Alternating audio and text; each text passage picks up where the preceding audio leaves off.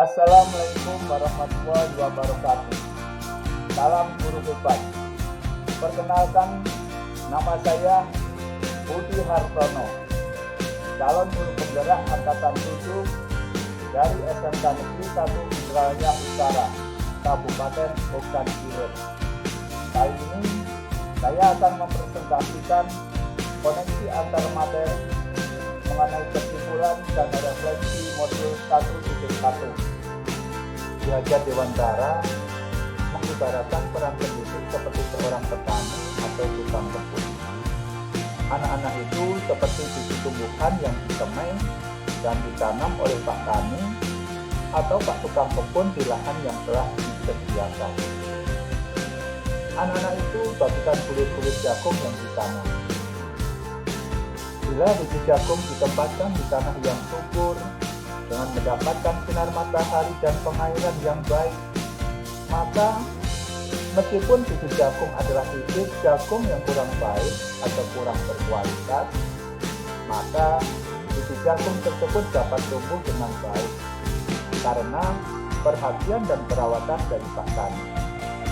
Demikian sebaliknya, meskipun biji jagung yang disemai adalah bibit berkualitas baik, namun tumbuh di lahan yang gersang dan tidak mendapatkan pengairan dan cahaya matahari serta tangan dingin Pak Tani, maka biji jagung itu mungkin tumbuh, namun tidak akan optimal. Kesimpulan dan penjelasan pemikiran Ki Hajar Dewantara adalah yang pertama yaitu pendidikan yang menuntun.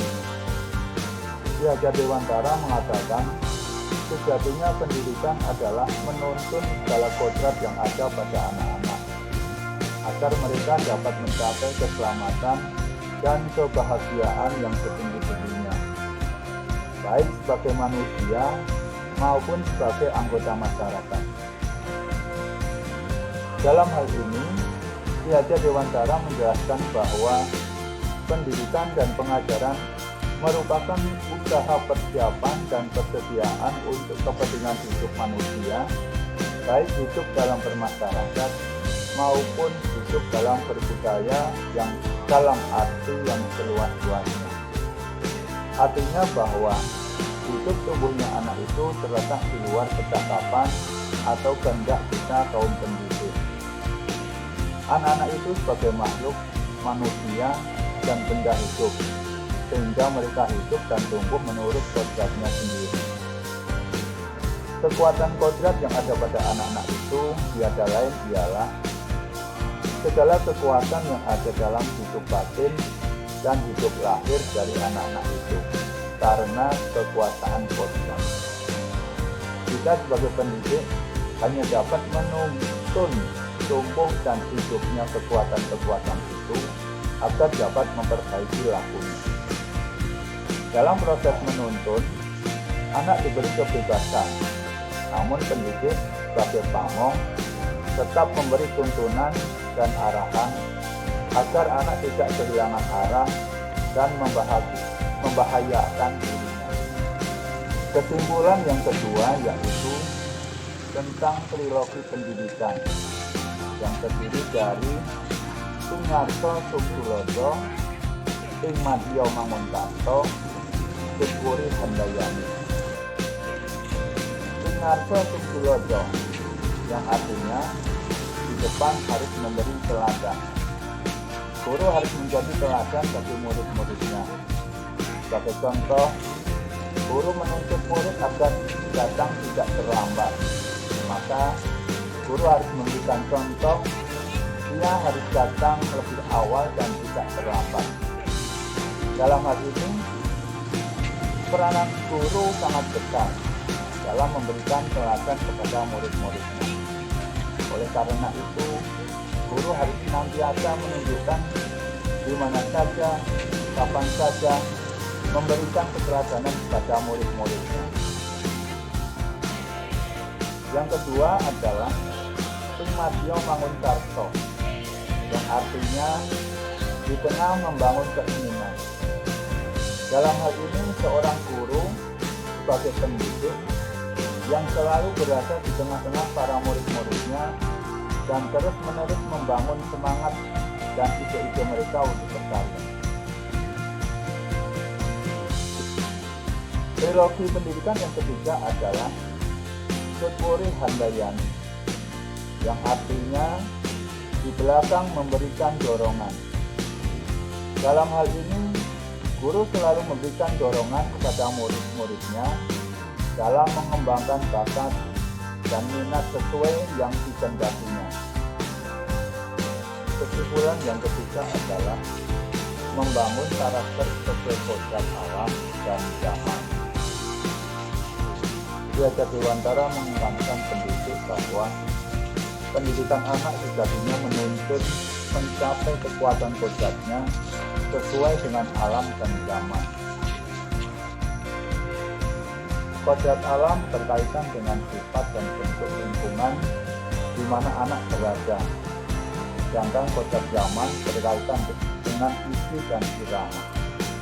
Segala bentuk isi dan irama hendaknya selalu disesuaikan dengan dasar-dasar dan asas-asas hidup kebangsaan yang ternilai dan tidak bertentangan dengan sifat-sifat kemanusiaan.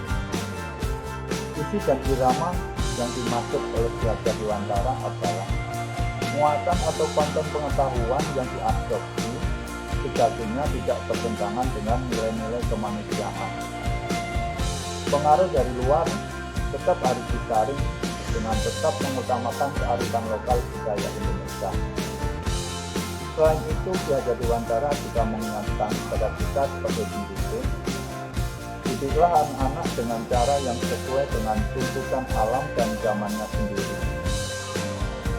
Jadi, sebagai seorang pendidik, jangan sekali-kali menyamakan pendidikan anak yang hidup di lingkungan pedesaan dengan pendidikan anak yang hidup di lingkungan perkotaan, karena mereka memiliki kodrat alam yang berbeda. Dan jangan sekali-kali menyamakan pendidikan anak di tahun 90-an dengan pendidikan saat ini, di mana perkembangan teknologi sangat pesat, khususnya bidang IT yang mendukung pendidikan. Oleh karena itu, sebagai pendidik, kita harus melek dengan perubahan dan perkembangan zaman. Kesimpulan yang keempat, yaitu pendidikan yang berpihak pada murid. Pendidik sebagai seorang pamong dapat memberikan tuntunan agar anak dapat menemukan kemerdekaannya dalam belajar. Kemerdekaan murid dalam belajar merupakan kunci untuk mencapai tujuan pendidikan dalam mengantarkan keselamatan dan kebahagiaan. Pendidikan yang berpihak pada murid yaitu dengan memberikan kemerdekaan pada murid seluas-luasnya sesuai kekuatan kodrat yang dimilikinya untuk berekspresi, berinovasi, dan dapat menentukan pembelajaran yang bebas, aman, dan nyaman.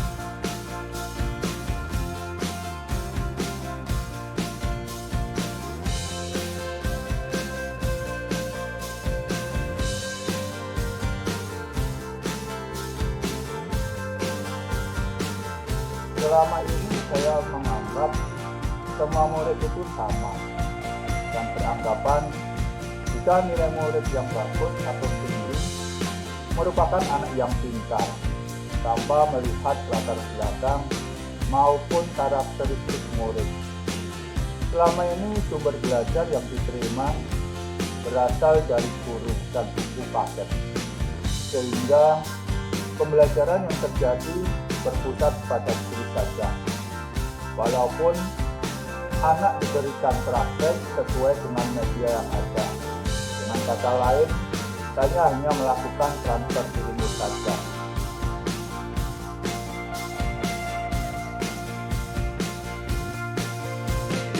Yang berubah dari pemikiran dan perilaku saya sebelumnya adalah memulai dari diri sendiri untuk berubah dalam melaksanakan pembelajaran. Perubahan tersebut yaitu yang pertama, siswa merupakan subjek pembelajaran, tidak lagi sebagai objek pembelajaran. Murid harus diberi kebebasan yang seluas-luasnya dalam mengumpulkan ide, gagasan, kreativitas, berinovasi, berekspresi, dan berinteraksi dengan lingkungan demi memperoleh pengalaman-pengalaman belajar yang baru. Tugas guru dalam pembelajaran menciptakan lingkungan, alat, dan ide untuk mendorong murid untuk melakukan interaksi yang produktif dan memberikan pengalaman belajar yang dibutuhkan.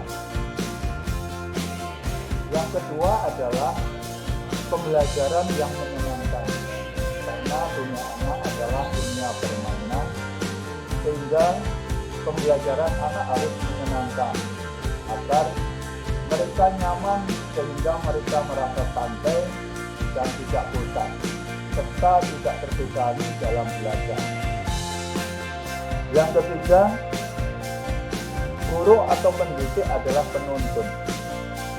Dalam proses menuntun, siswa diberikan kebebasan, tetapi pendidik tetap sebagai pamong dalam memberikan tuntunan dan arahan agar murid tidak kehilangan arah dan membahayakan dirinya. Sebagai pamong, pendidik dapat memberikan tuntunan sehingga murid dapat mendapatkan kemerdekaannya dalam belajar.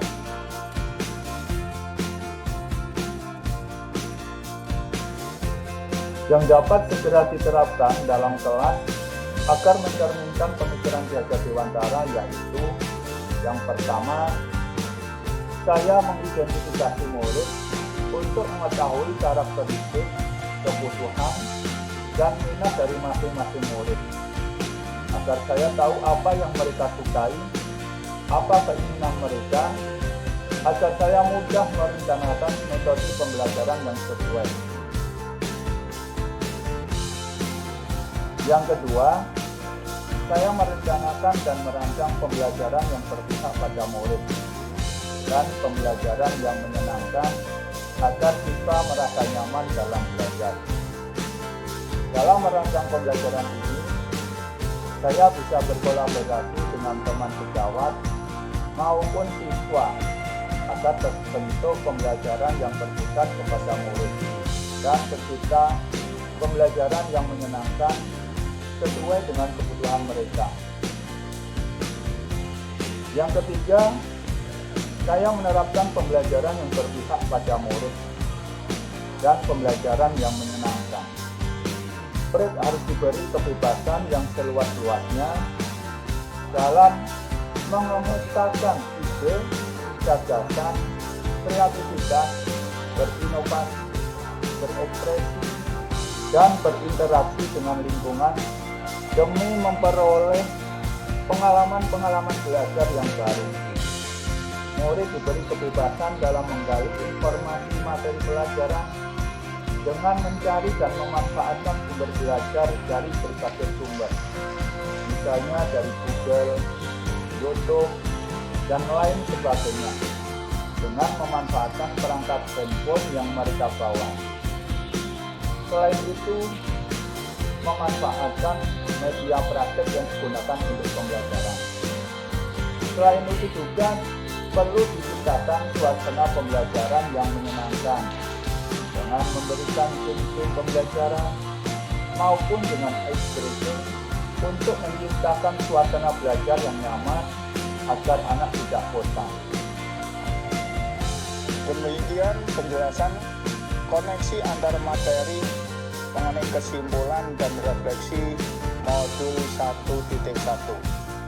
Wassalamualaikum warahmatullahi wabarakatuh. Salam guru hebat.